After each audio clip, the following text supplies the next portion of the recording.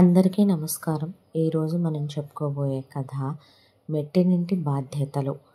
కథలోకి వెళ్ళబోయే ముందు మీరు కనుక మన ఛానల్ని ఫస్ట్ టైం చూస్తున్నట్లయితే తప్పకుండా మన ఛానల్ని లైక్ చేయండి, షేర్ చేయండి, సబ్స్క్రైబ్ చేయండి, బెల్ ఐకాన్ క్లిక్ చేసి ఆల్ అనే బటన్ని ప్రెస్ చేయడం మర్చిపోకండి. కథను ఎక్కడ స్కిప్ చేయకుండా వినండి.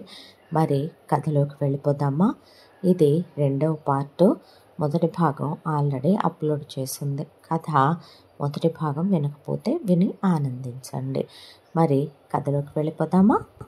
ఇక చెల్లెల గురించి చెప్పాలంటే పొద్దున్న లేచిన దగ్గర నుంచి రాత్రి నిద్రపోయిన దాకా పద్దాక యూట్యూబులు చూడటం, పద్దాక ఇక ఏ మేకప్లు వేసుకోవాలి, ఏ ఫౌండేషన్ వాడాలి, ఏ మస్కరా వాడాలి, ఏ లిప్స్టిక్ వాడాలి, ఏ లిప్ గ్లాస్ పెట్టుకోవాలి, ఏ నెయిల్ పాలిష్ పెట్టుకోవాలని వాటి గురించి ఆలోచిస్తూ కూర్చుంటుంది చిన్న చెల్లెలు మాధురే.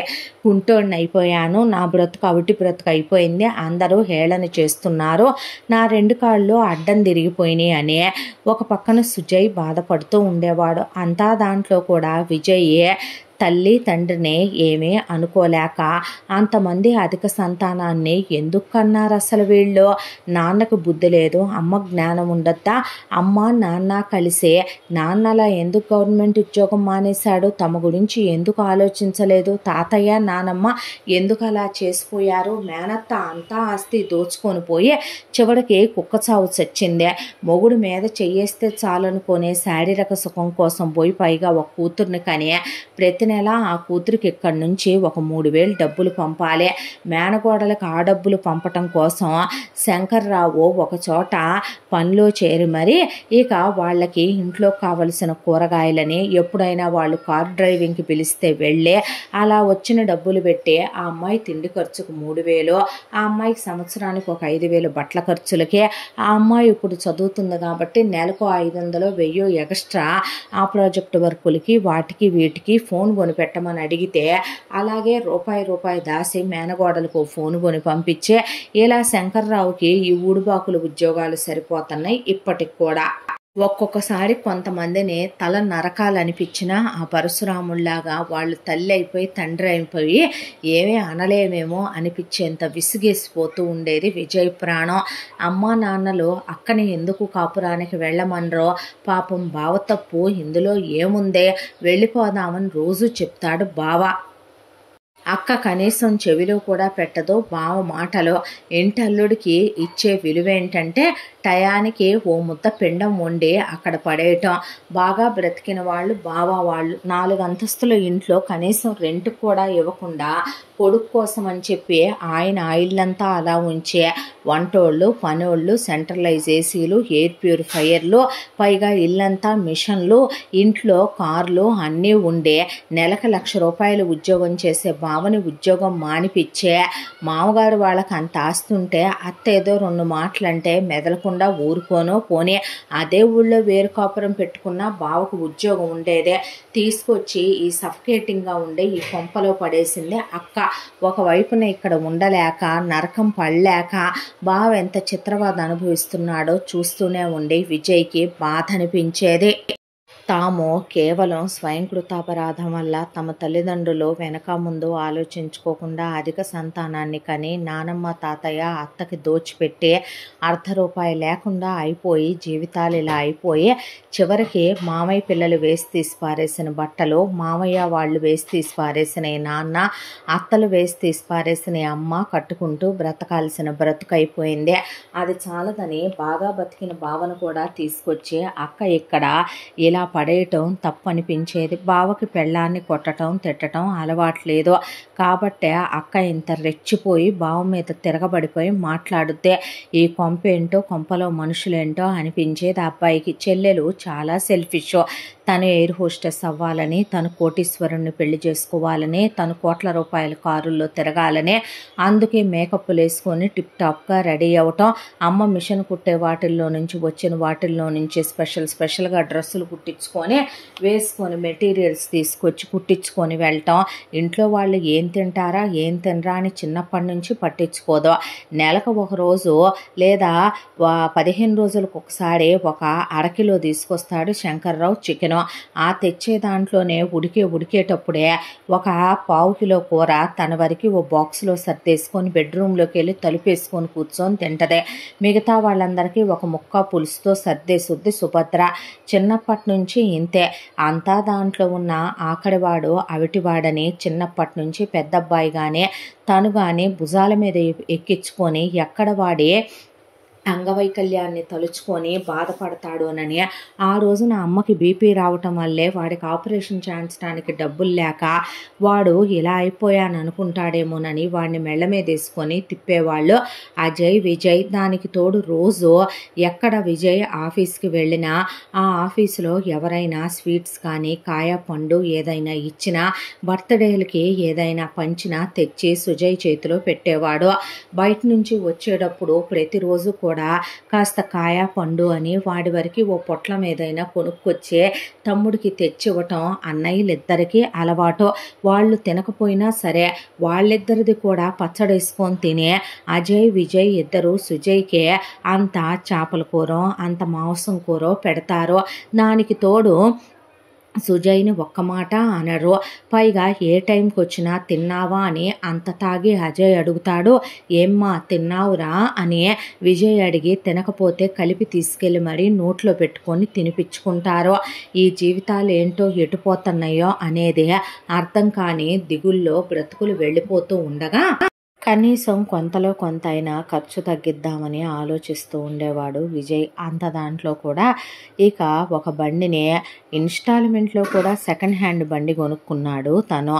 ఆ బండి మీద ముందు శంకర్రావుని బావ రాఘవనే వాళ్ళ ఆఫీసుల దగ్గర దించి ఆ తర్వాత పెద్దన్నయ్య ఊరి మీద బలాదూరు తిరగటానికని ఎక్కడో చోట దించమంటే అక్కడ దింపాలి. ఆ తర్వాత ఇక రెండో చెల్లెలు మాధురిని తీసుకెళ్ళి కాలేజీ దగ్గర దింపి ఆ తర్వాత తమ్ముడు సుజయ్ని తీసుకెళ్ళి జాగ్రత్తగా కాలేజీ దగ్గర దింపి తన ఆఫీస్కి వెళ్ళాలి. మళ్ళీ సాయంకాలం వచ్చేటప్పుడు ఛార్జీలు తగ్గుతాయని వీళ్ళందరినీ వరుసగా పిక్ చేసుకొని 2-3 ట్రిప్పుల్లో ఇంటికి చేర్చాలి. డ్రైవర్ ఉద్యోగం కూడా నాదే అయిపోయింది అనుకునేవాడు. ఎంత దాంట్లో సుభద్ర దొంగతనంగా ఇంట్లోకి కనీసం అంతమంది ఉంటే ఒక 2 లీటర్లు 3 లీటర్ల పాలైనా పట్టవా అలాంటిదే ఇక ఒక 3/4 లీటర్ పాలు తీసుకొని దాంట్లోనే పెద్దల్లుడి వరకు ఓ చిన్న కప్పుల్లో పెరుగు తోడు పెట్టేసి ఒక చిన్న గ్లాసుల్లో ఆ అబ్బాయి ఇంట్లో పూటకే 1 లీటర్ పాలు తాగితే అలాగే 1 లీటర్ పెరుగు తినే మనుషులు వాళ్ళు. అలాంటిది వీటిల్లో డబ్బులు మిగిల్చి పెద్ద కొడుక్కి ఇవ్వటం, వాటితో చీప్ లిక్కర్లు తాగా అజయ్ పడిపోయాడని ఇంటికి ఫోన్లు రావటం, మనుషులు పరిగెత్తుకు రావటం, కర్మ కాలిపోయి అంతా దాంట్లో విజయ్కి రూపాయి ఫీజు కట్టింది లేదు. కాబట్టి శంకర్రావు కాలేజీ రోజుల్లో నాన్న నా కోసం ఒక్క ఫోన్ కొనివ్వవా అని ఆ 4 సంవత్సరాలు ఆ అబ్బాయి కాలినడకతోనే కాలేజీకి వెళ్ళి రూపాయి ఛార్జీలు కూడా అడగలేదు. దాంతో శంకర్రావు మహా అప్పు చేసి ఒక 25,000 పెట్టి ఫోన్ కొనిచ్చాడు. ఇక ఆ ఫోన్కి ఆ అప్పు కూడా తను తీర్చలేకపోతే వాళ్ళ నాన్న అప్పట్లో స్విగ్గీల్లో జొమాటోల్లో పనిచేసి ఆ తర్వాత ఆ అబ్బాయే మెడికల్ షాపుల్లో వీటిల్లో ట్యూషన్లు చెప్పుకొని తనే కట్టుకున్నాడు. వాటికి కూడా డబ్బులు. ఆ ఫోన్కి అన్న పడిపోయినప్పుడల్లా ఫోన్ రావటం, పరిగెత్తుకుంటూ వెళ్ళి అర్ధరాత్రి అపరాత్రి నిద్రాహారాలు లేకుండా వెతుక్కొచ్చుకొని ఇక బావ ఓపికగా ఉంటే బావని తీసుకెళ్ళి లేదంటే తండ్రిని తీసుకెళ్ళి వెనకాల ఒకళ్ళు పట్టుకోవాలి కాబట్టి అజయ్ని ఇంటికి తీసుకొచ్చే ఇక ఏ టైంలో పడితే ఆ టైంలో అన్నని తాగి తూలి పడిపోతుంటే బయట ఒక స్టూల్ మీద కూర్చోబెట్టి అన్నకి స్నానం చేయించి వేరే బట్టలు తొడిగి అన్నకి భోజనం తినిపించుకొని కళ్ళల్లోంచి నీళ్లు కారిపోతుంటే కళ్ళు తుడుచుకొని నిజం చెప్పాలంటే విజయ్ కన్నా అజయ్ చాలా మెరిట్ స్టూడెంట్, చాలా క్లవర్ కూడాను, చాలా తెలివైన వాడు కూడాను. కోడింగులు అవి చాలా కోర్సులు కూడా నేర్చుకున్నాడు. బ్రహ్మాండంగా చదివే తను ఒక బ్రేకప్ వల్ల ఇలా అయిపోయాడనే మనసంతా బాధతో నిండిపోతూ ఉండేది విజయ్కి. ఇలా బావమరుదులు బాధపడుతున్నారని చూసి మనసంతా బాధపడుతూ ఉండేది రాఘవదే. తను ఏమీ చేయలేకపోతున్నానే వీళ్ళకి హెల్ప్ అని బాధపడుతూ ఉండేవాడు రాఘవ. ఇలా రోజులు గడిచిపోతూ ఉండగా ఈలోపు శంకర్రావుకి మూలిగే నక్క మీద తాటికాయ పడ్డట్టు ఒక ఫోన్ వచ్చింది చెల్లెలు మొగుడు దగ్గర నుంచే. కల్పన మొగుడు ఫోన్ చేసి, నీ చెల్లెలు సచ్చింది, బాగానే ఉంది, నీ చెల్లెలు కూతుర్ని నా యదాన వదిలేసి పోయారు అని ఒకవైపున తను మళ్ళీ పెళ్లి చేసుకున్న రెండో పెళ్ళాము, దాంతోపాటు చెల్లెలు మొగుడు కలిసి మర్యాదగా వచ్చి నీ చెల్లెలు కూతుర్నే నువ్వే ఒక సంబంధం చూసి పెళ్లి చేసి తీసుకెళ్ళు, లేదు కాదు కూడదు అంటే మా ఊళ్ళో ఒకడున్నాడు, వాడికి ఒక 65 ఏళ్ల వయసు ఉంటుంది, దీన్ని వాడికిచ్చి చేస్తే మాకెంతో కొంత ముట్ట చెప్తామన్నారు అనేపాటికి ఒకవైపు నా పక్క నుంచి కల్పన కూతురు సుగుణ మావయ్యో మావయ్య అనే ఏడుపులు వినపడ్డాయి శంకర్రావుకి. తాను దూర సందు లేదు, మెడకు డోలు అన్నట్టు, తినటానికి తిండి లేదు, మీసాలకు సంపెంగ నూనె అన్నట్టు మనకు గతిలేక ఏడుస్తూ దానమ్మ మొత్తం ఊడిసిపెట్టి పోయింది. దాని బాబు మీద ఉన్న మోజుతో నా మొగుడు అని వాడి తంతే పడి తిడితే పడి సిగ్గు శరం లేకుండా సచ్చిన నీ అమ్మ బాబులు ఎంత బాగా ఉన్నది మొత్తం మళ్ళీ వెనక్కి తిరిగి కూడా రాకుండా కూతురి పేరు మీద పెట్టినా వద్దునేమో మొత్తం అల్లుడి పేరు మీద పెట్టి చచ్చారు.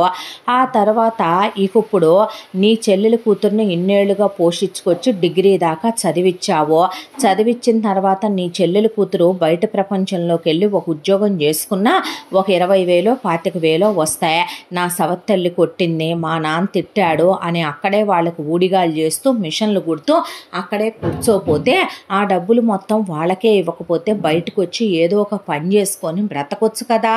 ఎవడో ఒకడు గంతకు తగ్గ బొంత దొరకడా బయటకు వస్తే అక్కడే కూర్చొని ఏడ్చి ఇప్పుడు నీకు ఫోన్లు చేసి కబుర్లు పెట్టాలా అని ఒకవైపున అజయ్ ఇంతెత్తున లేచాడు శంకర్రావు మీద.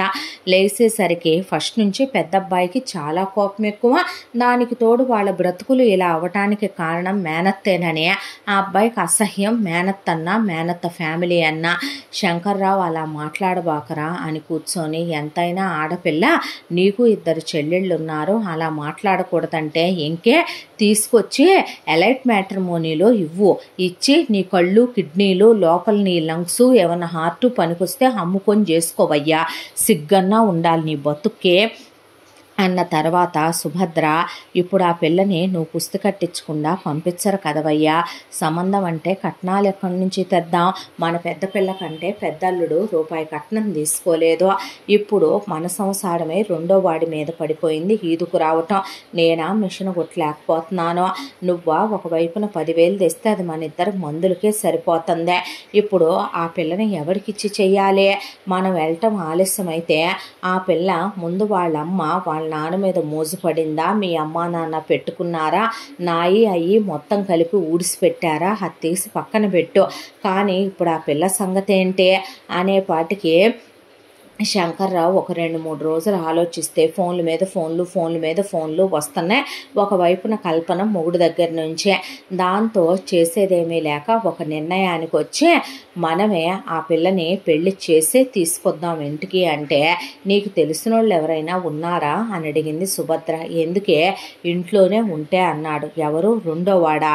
వాడు అస్సలు చేసుకోడు, ఇప్పుడు వాడు బాధ్యతలతోనే నలిగిపోతున్నానంటే వాడికి నువ్వు సుగుంటినిచ్చి పెళ్లి చేస్తావా అంది సుభద్ర. పెద్దోడు ఉండంగా రెండో వాడికి ఇచ్చే ఎలా చేస్తామో అంటే ఏంటండి మీరు మాట్లాడేది, అజయ్కి ఇచ్చి చేస్తారా సుగుణనే, అసలు వాడు అమ్మాయిని ముట్టుకుంటాడా, వాళ్ళ అమ్మ మీద వాడికి అంత కోపం ఉంటే వాళ్ళమ్మ వల్లే ఇలా అయిపోయామని వాడు ఇంతెత్తున గయ్యమని మీ మీద నా మీదే లేస్తాడైతే, దానికి తోడు వాడు ప్రేమించిన అమ్మాయిని మర్చిపోలేక బ్రేకప్లో ఉండి అంతా చదువు చదివి వాడు ఉద్యోగానికి కూడా వెళ్లకుండా జీవితం నాశనం చేసుకొని కూర్చుంటే ఇప్పుడు వాడికిచ్చి ఆ పిల్లని చేయటం ఏంటండి అని సుభద్ర అంటే, వాడే మారుతాడో, పెళ్ళాం వస్తే బాధ్యత తెలుసుద్ది, బంధం తెలుసుద్ది, అది మార్చుకుంటుందే, వాడు ఆ పిల్ల ఒంటి మీద చేసి ముట్టుకుంటాడనే నమ్మకం నాకు లేదంటే ప్రతివాడు పెళ్లి కాకముందు ఇలాగే ఉంటాడులే, పెళ్ళయిన తర్వాత వాడే మారుతాడో, ఎన్నాళ్ళు ముట్టుకోడు, సంవత్సరం 2 ఏళ్ళు 3 ఏళ్ళు 4 ఏళ్ళు 5 ఏళ్ళు ఎప్పుడోకప్పుడు దాన్ని ముట్టుకొని కాపురం చేయక పిల్లల్ని కనుక ఉద్యోగానికి వెళ్ళక తప్పేది కాదులే, ఇలా ఆలోచిస్తా కూర్చుంటే బాగానే ఉంటుంది. అలాగని అమ్మాయిని నా చెల్లెలు కూతుర్ని ఒక 65 ఏళ్ల ముసలోడికిచ్చి పెళ్లి చేస్తుంటే చూస్తా ఊడుకోమంటావా? నీ కూతుళ్ళు అయితే అలాగే చెప్తావా నువ్వంటే నేను అదేనా అన్నాను నీతో అనే అసలు వీళ్ళు అక్కడ విజయ్ అంతా నుంచొని వింటూ ఉన్నా అదేదో మాకు అనవసరం అన్నట్టు ఒకళ్ళతో ఒకళ్ళు వాదులాడుకొని మాట్లాడుకోవటం మొదలుపెట్టిన తర్వాత అజయ్ ఇంటికి వచ్చేసరికి విషయం చెప్తే నేను చచ్చినా చేసుకొని దాన్ని ముక్కలు ముక్కలుగా నరుకుతాను, దాన్ని నువ్వు నాకు ఇచ్చి చేసావంటే నన్నే ఒకటి మోసం చేసి చీకొట్టిపోయిందనే దిగుల్లో నేనున్నాను. అలాంటిదే నీ చెల్లెల వల్లే అసలు ఈ గతులు పట్టిన ఇంటికి, అలాంటిది దాని కూతుర్ని నేనెలా చేసుకుంటాను అనుకున్నావు? నీకు బుద్ధి ఉందా బుద్ధి లేదా నాన్న అని అడిగేపాటికి నేను సస్తానని ఉడేసుకుంటానని ఇక పెళ్ళానికి విషం పోస్తానని పెద్దబ్బాయిని బెదిరించి భయపెట్టి బామాలి కింద పెట్టి మీద పెట్టి ఒట్లేసి ప్రమాణాలు చేసి ఎలా చేసి అయితే ఏమైంది మెడ మీద కత్తి పెట్టి మొత్తానికి ఆ అమ్మాయితో పెళ్లి చేయటానికని ఇక్కడి నుంచి ఒక 2 కార్లు వేసుకొని బయలుదేరారు శంకర్రావు అండ్ ఫ్యామిలీ. అక్కడ ఖర్చులకు కూడా కల్పన మొగుడు ఏమీ పెట్టుకోడు కాబట్టి ముందు ఇక్కడే అప్పు చేసి కాస్త కొడుకు పెళ్ళికి పుస్తలు కొనుక్కొని అవసరమైన బట్టలు అవి తీసుకొని మరీ బయలుదేరాడు శంకర్రావు. అక్కడికి వెళ్ళేసరికి వాళ్ళు అప్పటికే కల్పన కూతురు సుగుణని అమ్మటానికి రెడీగా ఉన్నారు. సుగుణ ఎక్కిళ్ళు పెట్టి ఏడుస్తూ కూర్చుంది. ఇదొకటి పుడతాను ఏడిసింది, పుట్టిన దగ్గర నుంచి ఈ రోజు దాకా ఏడుస్తానే ఉంది అనుకుంది సుభద్ర. ఇక ఆ తర్వాత మామయ్య అని శంకర్రావుని కౌగిలించుకోగానే ఇక వెళ్ళగానే నేనున్నానమ్మా భయపడకు బాధపడకు అన్నాక మీరెవరికి ఇచ్చి చేయాల్సిన అవసరం లేదు, నేను ఇక్కడే ఈ ఊళ్ళోనే అందరి ముందు పెళ్లి చేసి భోజనాలు పెట్టి నా పెద్ద కొడుక్కిచ్చి నా మేనగోడల్ని పెళ్లి చేసి బావ మరదళ్ళకి ఇక్కడి నుంచి నా కొడుకు కోడళ్ళని నా ఇంటికి నేను తీసుకెళ్తాను.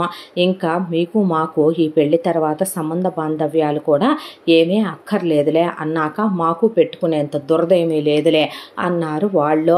నిజం చెప్పాలంటే అజయ్కి విజయ్కి వాళ్ళ అట్టహాసాలు చూసి గుండె మండిపోయిందే. వీళ్ళ సొమ్ము పెట్టి వాళ్ళు 5 అంతస్తులు బిల్డింగులు లేపారు, దాంతోపాటు ఊళ్ళో 10 ఇళ్ళు, దాంతోపాటు వాళ్ళకి ఇక్కడి నుంచి ఎత్తుకెళ్ళిన ఇక్కడ పొలం అమ్మే కొన్న అక్కడ పొలాలు స్థలాలు క్యాష్లు, వాళ్ళ పిల్లలు పెద్ద పెద్ద యూనివర్సిటీల్లో చదువుతూ సెంట్రలైజ్ చేసి ఇళ్లల్లో కారుల్లో తిరుగుతూ వాళ్ళ హంగామా అట్టహాసం ఎలా అంటే అలా ఉంది. దీనికి అంతటికీ కారణం శంకర్రావు అమ్మా నాన్నలు నాగభూషణం రత్నాంబ చేసిన అన్యాయం అరాచకం.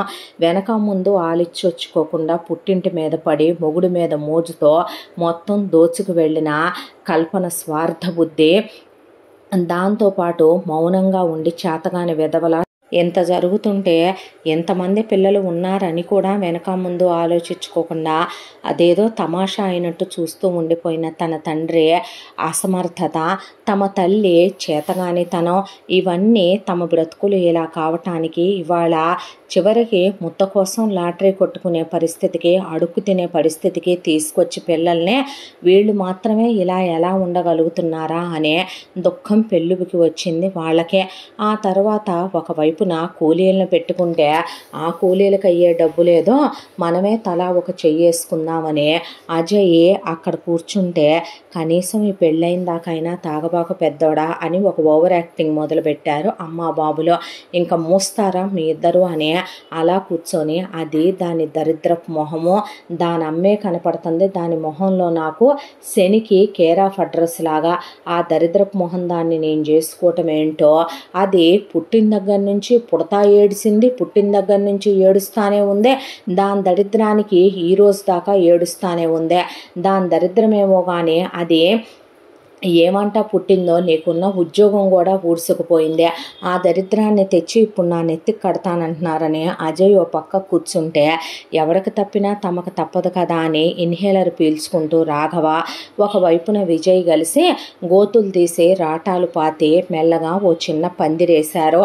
ఇక ఆ తర్వాత సుజయ్ని కూర్చోబెట్టి సుజయ్కి ముడ్డి మూతి కడిగి ఆ తర్వాత స్నానం చేయించి బట్టలేసి కూర్చోబెట్టి తను బట్టలేసుకున్నాడు విజయ్. అంతా దాంట్లో మాళవిక పిచ్చి నగలు వేసుకొని టిప్ టాప్గా రెడీ అయ్యి, సుభద్ర రెడీ అయ్యి, శంకర్రావు రెడీ అయ్యి ఇక భోజనాలకి వస్తే కనీసం ఆ వంట వాళ్ళ ఖర్చన్నా మిగిలితే తలా ఒక చెయ్యేస్తే చిచ్చి మా వల్ల కాదని మేకప్ చెదిరిపోద్దని మాధురి కూర్చుంటే ఎవరికి తప్పినా కర్మానికి తనకు తప్పదనే దాంట్లో కనీసం అక్కడ కొంతమంది పని అయినా తప్పుద్దని ఆ పని కూడా తన తల మీదకి ఎత్తుకున్నాడు విజయ్. ఒకవైపున పెళ్ళిళ్ళ పేరై వచ్చే పెళ్లి టైము ముహూర్తాలు అన్నీ చెప్పిపోయాడు. ఇక తెల్లారితే పెళ్ళనగా ముందు రోజు రాత్రి అందరూ ఎవరి హడావిడిలో వాళ్ళు ఉండగా విజయ్ అలా కూర్చుని ఉండగా ఎవరో ఒక అమ్మాయి రోడ్డుకు అడ్డంగా వీళ్ళు పందిరి వేశారు. ఆ పందిట్లో వీళ్ళందరూ కూర్చొని మాట్లాడుకుంటున్నారు. ఎటెల్లాలో తెలియక అమ్మాయి పాపం అలా నిలబడిపోయి చూస్తుంది చాలాసేపటి నుంచి. ఆ అమ్మాయి వైపు చూసిన విజయ్ వెళ్ళి, ఏంటండి ఇబ్బంది పడుతున్నారా, ఇది దాటి వెళ్ళాలా మీరు అంటే, అవునండి మా ఇల్లు ఈ సందుకి ఆ చివరన ఉంది అన్న తర్వాత, రండి నేను తీసుకెళ్తానని ఆ కుర్చీలన్నీ ఒక్కోటి తప్పిస్తూ ఆ అమ్మాయిని యువతల వైపుకు తీసుకొచ్చాడు. చూస్తే టైం చాలా పొద్దుగూకిపోయింది. అంటే నేను ఇందాక ఎప్పుడో వచ్చానండి, ఎలా వెళ్ళాలో తెలియక అలా నిలబడిపోయాను. అయ్యయ్యో అవునా, పోనీ నన్ను తోడు రమ్మంటారా అంటే, చూడటానికి మంచోళ్ళలాగా ఉన్నాడని సరే అందే ఆ అమ్మాయి. అన్న తర్వాత, ఏంటి ఇక్కడ పెళ్ళి ఎవరికి, సుగుణక అని అడిగితే, అవునండి అనేసరికి, ఇంతకీ ఆ పెళ్లి కొడుకు మీకేమవుతాడు, మా అన్నయ్యేనండి, తన పేరు అజయ్, నా పేరు విజయ్, మా నాన్న శంకర్రావు, మా అమ్మ సుభద్ర అని మా పెద్దక్క మాళవిక, మా బావ రాఘవ, మా చెల్లి మాధురి, మా తమ్ముడు సుజయ్. ఈ అమ్మాయి మాకు మేనత్త కూతురు అవుతుంది, అందుకే మా అన్నయ్యకి ఇచ్చి పెళ్లి చేయబోతున్నాడు మా నాన్న అని ఉన్నది ఉన్నట్టే చెప్పుకొచ్చాడు విజయ్. చెప్పిన తర్వాత, అవునా అంటే మరి మీరండి అని అడిగితే, నాది రీసెంట్గానే ఇంజనీరింగ్ కంప్లీట్ అయ్యింది, నాకు తమ్ముడు ఉన్నాడు, మా తమ్ముడు మెడిసిన్ చేద్దాం అనుకుంటున్నాడు, ప్రస్తుతం వాడు చదువుతున్నాడు, మా నాన్నగారిది ఒక ప్రైవేట్ జాబు, మాకిక్కడ ఓ 10 ఎకరాల పొలం ఉంది, సొంతం వ్యవసాయం వేయించుతారు మా నాన్నగారు, మా అమ్మ ఖాళీగా ఉండటం ఎందుకని మా అమ్మ అందరికన్నా డిఫరెంట్ సెక్టారు ఎంచుకుందిలేండి. ఏంటది అంటే, కూర్చొని తింటే కొండలైనా కరిగిపోతాయి, నలుగురు కష్టపడితే ఆ ఇంట్లో దరిద్రం ఉండదు అనే దాంతో మా అమ్మ కోళ్ళు పెంచడం అంటే ఇష్టం, గేదెలంటే ఇష్టం, దాంతో dairy farm poultry farm start చేసి కంట్రీ ఎగ్స్ కంట్రీ చికెను అవి సేల్ చేస్తూ ఉంటుంది మా అమ్మ. దాంతోపాటు పాలు పెరుగు వెన్న నెయ్యి శ్రేష్టమైనవి సిటీకి సప్లై చేస్తూ ఉంటుంది మా అమ్మ. మా తమ్ముడు ఖాళీగా ఉండటం ఎందుకని వాడేటు మెడిసిన్ చేస్తున్నాడు కదా అని ఇంటర్ పిల్లలకి 10th 8th 9th పిల్లలకి ట్యూషన్ చెప్పుకుంటూ ఉంటాడు. వాడు ఖాళీగా ఉండకుండా నేను కూడా ట్యూషన్ చెప్తాను. మా నాన్నగారు ఆయన స్కూల్ టీచర్గానే పనిచేస్తున్నారు. ఆయన ట్యూషన్ చెప్తూ ఉంటారు. చిన్నప్పటి నుంచి మాకు అలవాటు, మా ఇంట్లో ఎవరూ ఖాళీగా ఉండవండి. దానికి తోడు మా నాన్నగారు ఈ ఊరికి పక్కనే ఒక సిటీకి టౌన్కి మధ్యలో ఉన్న ప్లేస్లో ఒక 4 ల్యాండ్లు కొన్నారు మా నాన్నగారు. మా నాన్న అసలు ఎప్పుడూ ఖాళీగా ఉండకూడదు అని ఇల్లు కట్టించి అమ్ముతూ ఉంటారు. అలా వచ్చే రూపాయి మా కోసమే మా నాన్నగారు జాగ్రత్తగా దాస్తారని చెప్పేసరికి, గొప్ప ఫాదర్ ఉన్నంతలోనే పిల్లల గురించి ఎంత ఆలోచిస్తున్నాడు ఆయన. గొప్ప తల్లి తిని ఖాళీగా కూర్చోకూడదనే, ఖాళీగా కూర్చుంటే కొండలైనా కరిగిపోతాయనే, ఇద్దరు పిల్లల్నే కన్నా వాళ్ళకి మంచి లైఫ్ ఇవ్వాలని ఆడపిల్లని ఇంజనీరింగ్ చదివించి మగపిల్లాడిని డాక్టర్ చదివించుకోవాలనుకుంటున్నారు. వాళ్ళకు కూడా ఓ సొంత ఇల్లు ఉంది, 2 అంతస్తుల ఇల్లు, వాళ్ళకు కూడా 4 రూపాయలు ఉన్నాయి, వాళ్ళు కూడా దరిద్రంలో లేరు. ఆ అమ్మాయి వైపు అలా చూశాడు. ఆ అమ్మాయి చేతికి ఇంత లావు ఉన్న గాజు ఒకటే, వేళ్ళకి కుడి చేతికో 3 ఉంగరాలు, ఎడం చేతికో 2 ఉంగరాలు, ఖరీదైన బ్రాండెడ్ వాచ్, మెళ్ళో ఇంత లావు గొలుసు, చెవులకు బంగారు పోగులు. ఆ అమ్మాయి కూడా బాగానే వేసుకుంది నగలు. తమ ఇంట్లో పిచ్చి నగలు వేసుకొని మురిసిపోయి మెడ తిరగకుండా కులుకుతారు అక్క చెల్లె. ఆ అమ్మాయి ఎంతో సింపుల్గా ఉంది. ఆ అమ్మాయి వైపు అలా చూస్తూ ఉండాలనిపించింది. ఏ తల్లిదండ్రులైతే పిల్లల గురించి ఆలోచిస్తారో ఆ తల్లిదండ్రులు తమ అమ్మా నాన్నల్లాగా బాధ్యత లేకుండా ఇలా ప్రవర్తించరేమో అనిపించి బాధ అనిపించింది. ఆ తర్వాత ఆ అమ్మాయిని తీసుకెళ్ళి వాళ్ళ ఇంటి దగ్గర దించాడు. థ్యాంక్స్ అండి అన్న తర్వాత మీ ఫోన్ నెంబర్ ఇస్తారా అని అడిగాడు. అని అడిగింది ఆ అమ్మాయే. ఏమీ లేదు, మీరు ఇంజనీరింగ్ దాకా చదువుకున్నారు, నేను చదువుకున్నాను, ఎప్పుడైనా ఏదైనా అవసరమైతే ఫోన్ చేయొచ్చని అంటే సరేనని అమ్మాయి ఇన్స్టాగ్రామ్ అకౌంట్, ఫేస్బుక్ అకౌంట్, దాంతోపాటు ఫోన్ నెంబరు ఇచ్చింది. ఆ తర్వాత విజయ్ వెనక్కి తిరిగి వచ్చాడు. అజయ్కి సుగుణకి ఆ తర్వాత తెల్లారి పెళ్లి జరిగిపోయింది. పెళ్లి జరిగిపోయిన తర్వాత వీళ్ళని తీసుకొని శంకర్రావు బయలుదేరుతున్నప్పుడు విజయ్ అంబిక వాళ్ళ ఇంటి మీదుగా వెళుతూ కూడా ఆ అమ్మాయి బయటే నుంచోనుంటే అరుగు మీద కళ్ళు అటే చూస్తూ రాలేక ప్రాణం అక్కడ ఉండి కట్టె వేళ్లతో వస్తున్నట్టుగా తిరిగి వచ్చాడు. వయసుకు రావటమో, పెళ్ళి అనే దాన్ని గురించి తను ఆలోచించకపోవటమో, బాధ్యతల బంధనాల్లో పడిపోవటమో, తనకి ప్రేమ, పెళ్ళి, జీవితం మీద కోరికలు, ఆశలు ఉన్నాయని మర్చిపోయి ఈ కుటుంబాన్ని, ఈ కుటుంబంలో వాళ్ళని పోషించడంలో పడి నలిగిపోయానా అనిపించిందే. అంతలోకి సిటీకి వచ్చిన తర్వాత కూర్చొని ఆలోచించాడు. నిజం చెప్పాలంటే వాళ్ళ అన్నయ్య ప్రేమ వాళ్ళ అన్నయ్యకి దూరం అయిపోవటానికి ఆ అమ్మాయి స్వార్థపరురాలు అనేది వాళ్ళ అన్నయ్య ప్రేమించిన అమ్మాయి ఎంత కారణమో దాంట్లో తమ తప్పు కూడా లేదా అనిపించింది విజయ్కి. ఏ అమ్మాయికైనా భర్త మీద ఎక్స్పెక్టేషన్స్ ఉంటాయి, భర్త మీద కోరికలు ఉంటాయి. అన్నయ్య ఆ అమ్మాయిని కూడా పెళ్లి చేసుకొని ఉద్యోగం చెయ్యి, ఇద్దరి జీతాలు కలిపి మా అమ్మను ఉద్ధరించాలి, నాన్నను ఉద్ధరించాలి, మా చెల్లెల్ని చదివించి పెళ్లి చేయాలి, ఇంకో చెల్లెని చదివించి పెళ్లి చేయాలి, ఒక తమ్ముడికి చదివించి ఆపరేషన్లు చేయించాలి, ఇంకో తమ్ముడికి చదువు చెప్పించాలి, అమ్మా నాన్నల కోసం తమ్ముళ్ళ కోసం ఇల్లు కట్టాలి, కార్లు కొనాలి, అప్పుడు నీకు బంగారం చేయించి అప్పుడు పిల్లల్ని కందాం, మా తమ్ముళ్ళని సెటిల్ చేయాలి, మా ఫ్యామిలీ కోసం ఓ 10 ఏళ్ల పాటు నీ లైఫ్లో అన్ని సుఖాలు దూరం చేసుకొని ఈ 3 గదుల అగ్గిపెట్టె లాంటి కొంపలో మగ్గిపో అంటే ఏ ఆడపిల్ల మాత్రం భరించడానికి సిద్ధంగా ఉంటుంది? బాధ్యతల వలయంలో చిక్కుకోవాలని ఈ రోజుల్లో ఏ ఆడపిల్లలు అనుకుంటున్నారో ఎంతోమందిని తను చూస్తూనే ఉన్నాడో. తన క్లాస్మేట్స్ కానీ కొలీగ్స్ కానీ ఎంతోమందిని చూస్తుంటే నిజం చెప్పాలంటే అబ్బాయిలకి అక్కా చెల్లెళ్ళు ఉంటేనే అమ్మాయిలు పెళ్లి చేసుకోవటానికి వెనుకాడుతున్నారు. ఎందుకంటే ఒకవేళ అత్తలు ఉన్నారన్నా అత్తలే పోతే పీడా పోద్దులే అనుకుంటున్నారు చాలామంది అమ్మాయిలు.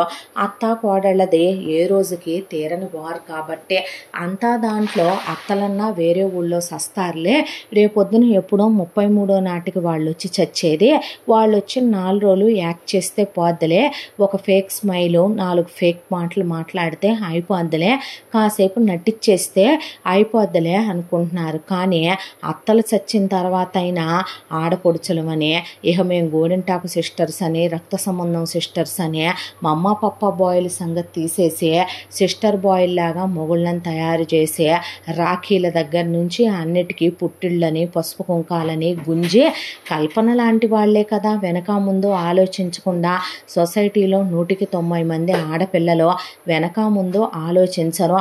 అబ్బాయిలు కూడా పశువుల్లాగా ఈరోజు పరిస్థితిని అంచనా వేసుకుంటున్నారు కానీ రేపు పెళ్ళాలు వచ్చాక వీళ్ళ పరిస్థితి ఏంటనేది అబ్బాయిలు ఆలోచించుకోవట్లేదు.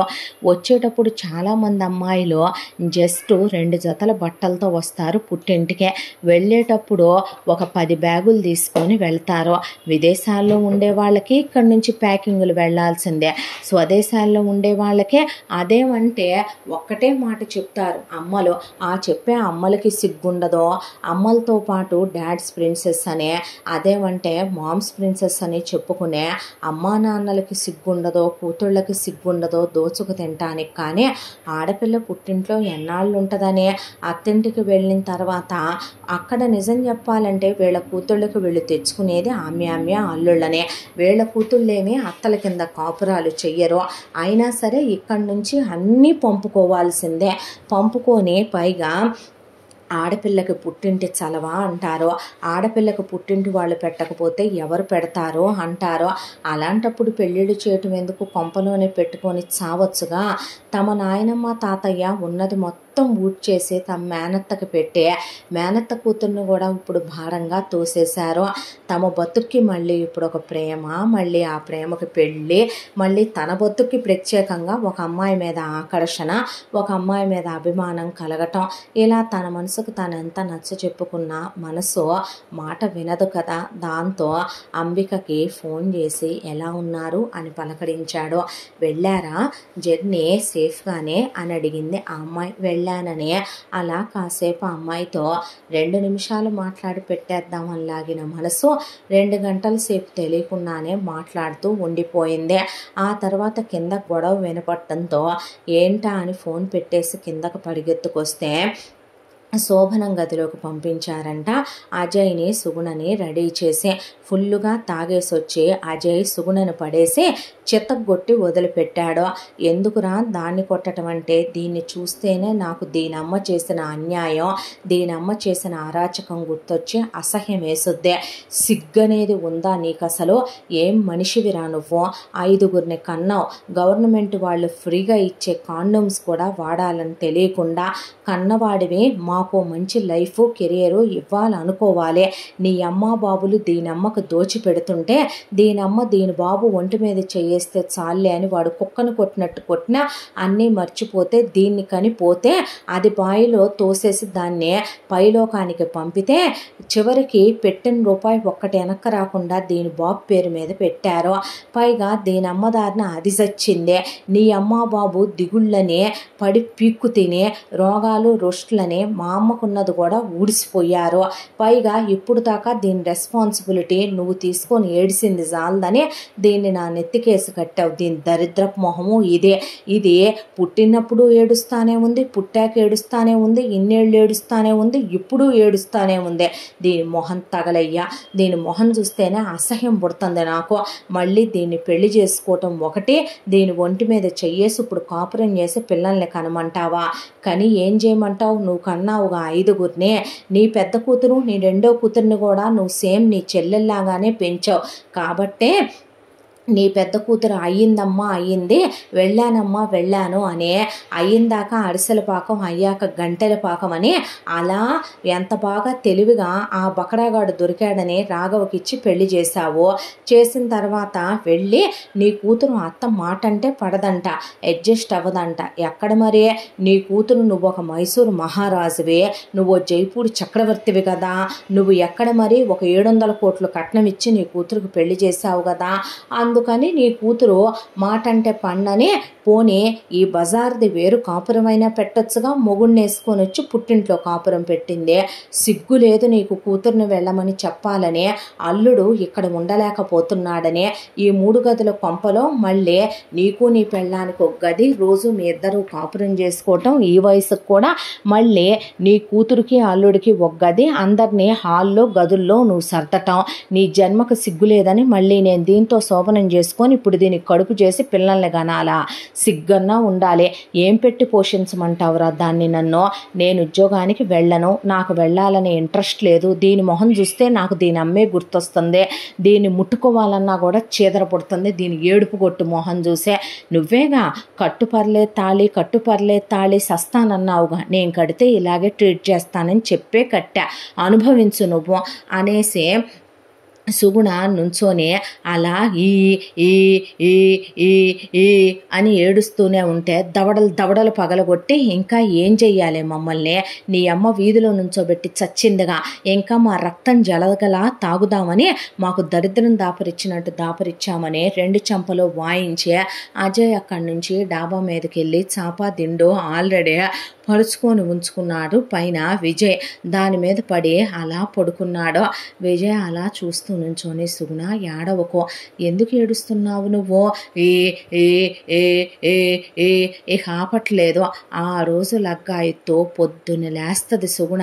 పొద్దున్న లేచిన దగ్గర నుంచి అజయ్ ముట్టుకోవట్లేదని, మీద చెయ్యట్లేదని, కాపురం చేయట్లేదని, మొగుడు పడక సుఖాన్ని ఇవ్వట్లేదని కావాలని అజయ్ ముందు అటు తిరుగుతూ ఇటు తిరుగుతూ ఇంటి ఇంటి పని కావాలనే తనే చేస్తూ కావాలని అజయ్కి అవి ఇవి ఇవ్వటం, అజయ్ ఆ కాఫీ గ్లాసులు ఇసురు కొట్టడం, టీ గ్లాసులు ఇసురు కొట్టడం, టిఫిన్లు ఇసురు కొట్టడం, భోజనాలు ఇసురు కొట్టడం, పొద్దున్న లేచిన దగ్గర నుంచి గ్యాస్ బండ పక్కన కూర్చొని ఏడుస్తుంది, అంట్లు దోముతూ ఏడుస్తుంది, బట్టలు ఉతుకుతూ ఏడుస్తుంది, ఇల్లు ఉడుస్తూ ఏడుస్తుంది, గడపకు పసుపు రాస్తూ ఏడుస్తుంది, గడపకి తోరణాలు కడుతూ ఏడుస్తుంది, వంట చేస్తూ ఏడుస్తుంది, కూరగాయలు కోస్తూ ఏడుస్తుంది. తల వాసిపోయి విజయ్కి ఏడవటానికే పుట్టిందా అన్నట్టు అనిపించే తల బద్దలైపోవటం మొదలయ్యేది అబ్బాయికే. ఉన్న దరిద్రాలకి తోడు ఇదేం దరిద్రమా అనిపించేసేది మనసుకే. అంతా దాంట్లో రోజులు గడిచిపోతూ విజయ్కి అంబికకి పరిచయం అయ్యే అజయ్కి సుగుణకి పెళ్ళై కూడా 1 year గడిచిపోయింది. ఆ తర్వాత ఒక రోజున వీళ్ళిద్దరూ బాగా క్లోజ్ అయ్యే, బాగా పరిచయం పెరిగిపోయింది. ఫోన్లో చాట్ చేసుకోవటం, మాట్లాడుకోవటం ఇలా. అంబిక ఒక రోజున ఫోన్ చేసి నేను నిన్ను కలవాలి అందే. అంటే ఎలా అని అడిగాడు విజయ్. నేనే వస్తున్నాను మీ ఊరికే అన్న తర్వాత ఎక్కడుంటా వచ్చే మీ ఇంటికేం రానులే భయపడకో, నేను హోటల్లో రూమ్ తీసుకుంటాను అంటే ఎందుకు అనవసరమైన ఖర్చు, పర్వాలేదు అని చెప్పి ఆ అమ్మాయి బయలుదేరి వచ్చింది. వచ్చిన అమ్మాయిని ఎంతో ఆనందంగా వెళ్ళి బయట కలుసుకున్నాడు విజయ్. కలుసుకున్న తర్వాత ఒక దగ్గరికి నీతో నేను పర్సనల్గా మాట్లాడాలి, వెళదాం పదా అంటే ఎక్కడికి అన్నాడు. ఏదైనా హోటల్కి వెళదాం పదా అంటే వద్దులే, నాకు తెలిసిన ఒక చోటు ఉంది, ఇప్పుడు అక్కడికి వెళ్ళి ఓ 2-3 వేలు వదిలించుకోవటం ఎందుకులే కానీ నాతో రా అన్నాడు. అంటే ఎక్కడికి అనేసరికి ఒక చోటకి తీసుకెళ్ళి చెరొక 15 రూపాయలు పెట్టి 2 ఎగ్ పఫ్లో చెరో టీ ఆర్డర్ ఇచ్చి దాంతోపాటు చెరో 2 బిస్కెట్లు ఆర్డర్ ఇచ్చి కూర్చున్నాడు. ఏంటిదే ఇక్కడ చాలా లోన్లీగా ఉంటుంది, ఏం మాట్లాడాలన్నా ప్రశాంతంగా మాట్లాడుకోవచ్చు దా అని ఆ అమ్మాయిని అక్కడ కూర్చోబెట్టి ఏంటి విషయం అన్నాడు. విషయం ఏంటో నువ్వే చెప్పాలి, మా ఇంట్లో నాకు పెళ్లి సంబంధాలు చూస్తున్నారు అందే ఆ అమ్మాయి. మంచిదేగా, చూస్తే మంచి అబ్బాయినే చూసి ఇచ్చి చేస్తారులే, యోగ్యుడిని, డబ్బున్నవాడిని, అందగాడినే, నిన్ను చాలా ప్రేమగా కేర్ఫుల్గా చూసుకునేవాడినే ఇచ్చి చేస్తారు. మీ ఇంట్లో వాళ్ళంటే నీకేమైనా పిచ్చా తిక్కా విజయ్ అంటే ఏమైంది అంబిక అన్నాడు. ఏమైందంటావేంటి, నాకు నీ మనసు తెలియదు అనుకుంటున్నావా, నా మీద నీకు ఇష్టం లేదు, నేనంటే నీకు ప్రేమ లేదు, ఏమీ లేకుండానే ఆ రోజు కేవలం పందిరి దాటిచ్చిన ఒక అమ్మాయిని పందిరి దాటించి వదిలేయచ్చు, మా ఇంటి దాకా నువ్వు రానక్కర్లేదు, వస్తూ మీ డీటెయిల్స్ చెప్పి మా డీటెయిల్స్ అడగక్కర్లేదు, ఆ తర్వాత నా ఫోన్ నెంబర్ తీసుకోనక్కర్లేదు, మీ అన్నయ్య పెళ్ళైన తర్వాత సుగుణతో వచ్చేటప్పుడు నా వైపున నువ్వు నన్ను వదల్లేక ప్రాణం నా దగ్గర వదిలేసి ఒట్టి కట్టెలాగా శరీరంలాగా ఈ ఊరు రానక్కర్లేదు, వచ్చిన దగ్గర నుంచి నాకు ఎన్ని ఫోన్లు ఎన్ని మెసేజెస్ చేసుంటావు నువ్వు, ఎందుకు నువ్వు పరిచయం పెంచుకోవాలనుకుంది, అసలు నువ్వు నేను ఇంజనీరింగ్ చదువుకోవడానికి, నువ్వు నాతో సంవత్సర కాలంగా ఇలా స్నేహం చేయడానికి కారణం ఏంటి, నువ్వు నన్ను ఇష్టపడట్లేదంటావా, నువ్వు నన్ను ప్రేమించట్లేదంటావా, నువ్వు మోసం చేసుకుంటున్నావా, నన్ను మోసం చేస్తున్నావా, ఒకవేళ చెప్పు, నేనే నిన్ను తప్పుగా అర్థం చేసుకొని ఉంటాను, నేనే క్యారెక్టర్లెస్ దాన్ని, దిగజారిపోయిన ఆడదాన్ని, అంబిక ప్లీజ్ అని నువ్వు అనుకునేటట్టయితే గనక వెళతాను, మా నాన్న చూసిన వాళ్ళనే పెళ్లి చేసుకొని అత్తారింటికి వెళ్ళిపోతాను, అలా కాదని ప్రేమించిన వాళ్ళని మోసం చేసి ద్రోహం తలపెట్టే ఆడదాన్ని కాదు నేను, వెన్నుపోటు పొడిచే ఆడదాన్ని అంతకన్నా కాదు, నువ్వు చెప్పలేకపోతున్నావని నాకు అర్థమవుతుంది, ఎన్నోసార్లు చెప్పాలనుకున్నావని కూడా నా మనసు నాకు చెప్తోంది, ఏమైంది అసలు, ఎందుకు నీ మనసులో మాట నువ్వు నాతో బయట పెట్టి చెప్పట్లేదో, నువ్వంటే నాకు అభిమానం ఉంది, ఇష్టం ఉంది, గౌరవం ఉంది, ప్రేమ కూడా ఉంది, కానీ నువ్వేం మగాడివిరా బాబు, ఒక అమ్మాయిని ఇష్టపడుతున్నాను ప్రేమిస్తున్నాను అని చెప్పలేక ఇలా మౌనంగా ఉంటూ స్నేహం ముసుగులో ఇలా ప్రేమాయణాన్ని సాగించడం న్యాయం అంటావా చెప్పు అని ఆ అమ్మాయి అడిగేసరికి విజయ్ అలా కూర్చుండిపోయాడు. ముందు తిను అన్నాడు, తినాలనిపించట్లేదు అని టీ వరకు తీసుకుంది. తీసుకున్న తర్వాత ముందు నేను ఒకటి చెప్తాను, నువ్వు వివరంగా విను అన్నాడు. ఆ చెప్పు అందే. అంటే మా తాత పేరు నాగభూషణం, మా నాన్న పేరు మా నానమ్మ పేరు రత్నాంబ, మా నాన్న పేరు శంకర్రావు, మా అమ్మ పేరు సుభద్ర, మా అత్త పేరు కల్పన అని మొదలుపెట్టి ఇక ఒకప్పుడు జరిగిన దాని దగ్గర మొదలుపెట్టి స్టిల్ ఈరోజు ఇంట్లో వాళ్ళక్క అత్తతో గొడవ పెట్టుకొని వచ్చేయటం, భావం తీసుకొని చెల్లెలు ఒకవైపున సెల్ఫిష్గా తన ఎయిర్ హోస్టెస్ అవ్వాలని ఇంట్లో పరిస్థితులు అర్థం చేసుకోకుండా ఇంజనీరింగ్ చదవటం, ఒకవైపున అన్నయ్య చదువు అయిపోయి ఉద్యోగానికి వెళ్ళకపోవటం, వదిన డిగ్రీ చదివి ఇంట్లో అన్నయ్య మీద చెయ్యేసి సుఖపెట్టట్లేదని ఏడుస్తూ కూర్చోటం, ఇవన్నీ మాకు అనవసరం అనుకోనే అమ్మా నాన్న శుభ్రంగా వండుకొని తినే ప్రతి రాత్రి అమ్మ మల్లెపూలు పెట్టుకొని గదిలోకి వెళ్ళటం, అక్క బావ మీద పట్టడం, బావకు సఫికేటింగ్గా ఉండటం, బావ ₹1,00,000 ఉద్యోగం వాడు 20,000 ఉద్యోగానికి వచ్చేయటం, ఇక్కడికి వచ్చాక హెల్త్ పాడవటం, ఒకవైపున చెల్లెలు ఇంటి పరిస్థితుల గురించే కించిత్ మాత్రం ఆలోచించకపోవటం, అవిటి తమ్ముడు వాడి జీవితం ఏంటో తెలియక వాడు బాధపడటం, అక్క చదువుకుని కూడా కేవలం ఇంట్లో కూర్చొని మీటింగులు చెప్పి క్లాసులు పీకి సొల్లు సోది వాగటం తప్ప ఇక చీర నలగకుండా కూర్చుంటది తప్ప, డిగ్రీ చదివాను ఓ 30,000 20,000 వస్తే ఉద్యోగానికి వెళ్ళి ఎంతో కొంత ఆదుకుందామని ఆలోచించకపోవటం, ఉన్న ఆస్తి మొత్తం హరణం అయిపోవటం మొత్తం చెప్పుకొచ్చాడు. నేనేం అడుగుతున్నాను, నువ్వేం చెప్తున్నావు విజయ్ అందే అంబిక. ఎందుకు చెప్తున్నానంటే పెద్దన్నయ్య కాలేజ్ రోజుల్లో ఒక అమ్మాయిని ప్రేమించాడు. నిజం చెప్పాలంటే ఆ అమ్మాయిది మా క్యాస్ట్ కాదు, వేరే క్యాస్ట్. ప్రతి ఆడపిల్లకి ఒక అబ్బాయి మీద ప్రేమ ఉంటుంది, కొన్ని ఎక్స్పెక్టేషన్స్ ఉంటాయి, అత్తింటి వారి మీద కొన్ని కలలు కోరికలు ఆశలు లాంటివి ఉండటం సహజం. నువ్వు ఒక్క మాట అడుగుతాను, నిజం చెప్పు, చిన్నప్పటి నుంచి మీ అమ్మా నాన్న వాళ్ళకి ఉన్నంతలోనే నిన్ను మహారాణిలా పెంచుంటారు అవునా? అవును. ఏ కష్టం కలగకుండా పెంచుంటారు అవునా? అవును.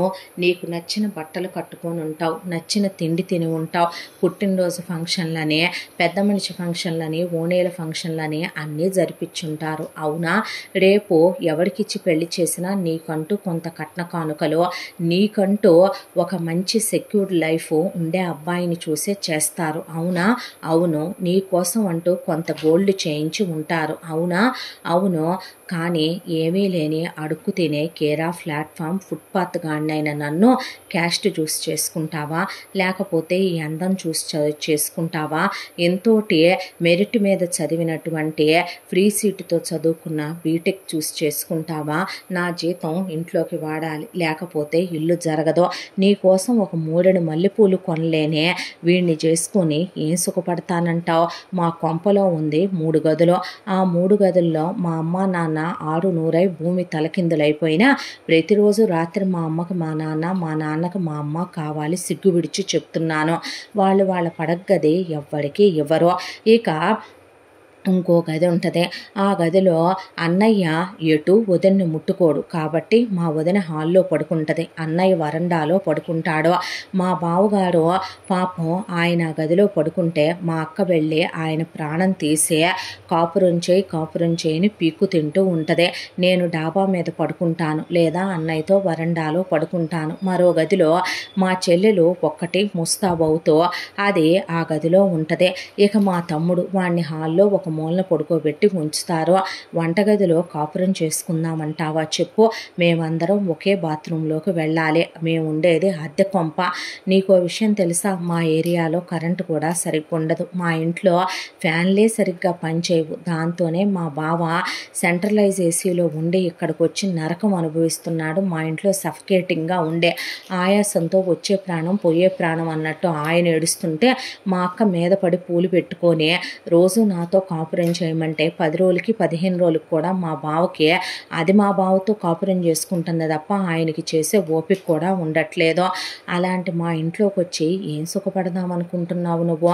ప్రతి ఆడపిల్ల అనుకుంటుంది కదా, పెళ్ళైన తర్వాత మొగుడుతో సుఖంగా సంతోషంగా సరదాగా ఉండాలని, ఏకాంతంగా గడపాలని. మా ఇంట్లో మా అమ్మా నాన్నలకి తప్ప ఆ సుఖాలు ఎవరికీ ఉండవు. మా వదినకి 24 గంటలు మా అన్నయ్య మీద చెయ్యట్లేదనే ధ్యాస. మా అన్నయ్యకి మా వదిన వాళ్ళ అమ్మ వల్ల, మా మేనత్త వల్లే మాకు ఈ గతులు పట్టినాయి అని, అందుకే వాడి ప్రేమ దూరం అయిపోయిందనే బాధ. మా అక్కకి వాళ్ళ అత్తొచ్చి తన కాళ్ళు పట్టుకోవాలనే పంతం. మా బావకి నరకం పడలేక, మా అక్కకి వాళ్ళ అమ్మకి సర్ది చెప్పలేక ప్రతి క్షణం నలిగిపోయే నరకం. ఇంట్లో వాళ్ళు ఎవరేమైపోతేనేమే, ఎవరు ఎక్కడ అడుక్కు తింటేనేమే, నాకు టయానికి జరిగిపోతుంది కదా, నాకు నా పంతం నెరవేరుతుంది కదా, టయానికి నా పళ్ళెంలోకి నాకు ముద్దొస్తోంది కదా, 4 పూట్ల నాకు 5 వేళ్ళు కడుపులోకి వెళుతున్నాయి కదా అనేది మా అక్క మొండితనం. ఇక మా చెల్లెల గురించి చెప్పాలంటే దానంత సెల్ఫిష్ది ఎక్కడా లేదో. మా తమ్ముడు వాడి జీవితం ఏంటో అర్థం కాక ఆలోచిస్తూ ఉంటాడు. ఇలాంటి ఫ్యామిలీలోకి నిన్ను మీ వాళ్ళు పంపిస్తారా? నన్ను చేసుకొని నువ్వు సుఖపడదామని అనుకుంటున్నావా? నీకో విషయం చెప్పనా? నువ్వు ఇందాక అడిగినా నేను నీకు చెప్పలేదు, కానీ ఇప్పుడు చెప్తున్నాను. నా ప్రాణం కన్నా ఎక్కువగా నేను నిన్ను ప్రేమించాను. వయసు కదా, కోరికలు, ఆశలు అందరు మనుషుల్లానే నాకు ఉన్నాయి. కానీ నా హద్దులు నాకు తెలుసు అంబిక. నేను నిన్ను ప్రేమించటానికి అర్హుణ్ణి కాదు, పెళ్లి చేసుకోవటానికి నాకు అర్హత లేదు. నేను నిన్ను ప్రేమించిన, పెళ్లి చేసుకున్నా, నీకు కనీసం కడుపు నిండా తిండి కూడా నచ్చింది పెట్టలేను. మీరు అట్లీస్ట్ వారానికి ఒకరోజు గుడ్డు, ఒకరోజు చికెన్ అయినా తింటారేమో. మా బ్రతుకులు హీనమైన మా బ్రతుకులకి నిన్ను నేను మెడకో డోల్లా తగిలించుకొని నిన్ను బాధ పెట్టలేను అంటే పిచ్చి మాటలు మాట్లాడకో. ప్రేమించి ఒకళ్ళని మరొకళ్ళని పెళ్లి చేసుకోవడానికి నేను ఎలా కనపడుతున్నానో నేను నిన్నే పెళ్లి చేసుకుంటాను. నువ్వెక్కడుంటే నాకు అక్కడే స్వర్గం. ఇదే మాట వెళ్ళి మీ ఇంట్లో వాళ్ళకి చెప్పు. వాళ్ళు ఏమంటారో విని అప్పుడు మాట్లాడదు. కానీ వాళ్ళు నీకోసం అన్ని విధాల యోగ్యుడైన అబ్బాయిని చూస్తారో. నేను ఇంతకాలం నువ్వు అడగొచ్చు, మరి అలాంటప్పుడు నాతో ఎందుకు నువ్వు అంత ఫోనుల్లో మాట్లాడావని. నిన్ను కలవాలని కొన్ని లక్షల సార్లు నా మనసు కొట్టుకున్నా వచ్చి నిన్ను చూస్తే ఉండలేననే, తమాయించుకోలేననే రాలేదు తెలుసా. నీతో ఫోన్లో ఎందుకు మాట్లాడానంటే నాకు అసలు పెళ్లి చేసుకునే రాత, పెళ్లి చేసుకోవాలనే ఉద్దేశం రెండూ లేవని నేను వాటిని ఎప్పుడో చంపేసుకున్నాను. ప్రతి మనిషి జీవితంలోనూ కొన్ని నెరవేరని కోరికలుంటాయి. అవే మనం సినిమాల్లో హీరోలా అవ్వాలనుకుంటాం. అలా కాసేపు సినిమా చూసి ఎలా తృప్తి పడతామో అలాగే నీతో మెమరీస్, ఆ మెమరీస్తో జీవితాంతం హ్యాపీగా బ్రతికేయాలనుకున్నాను.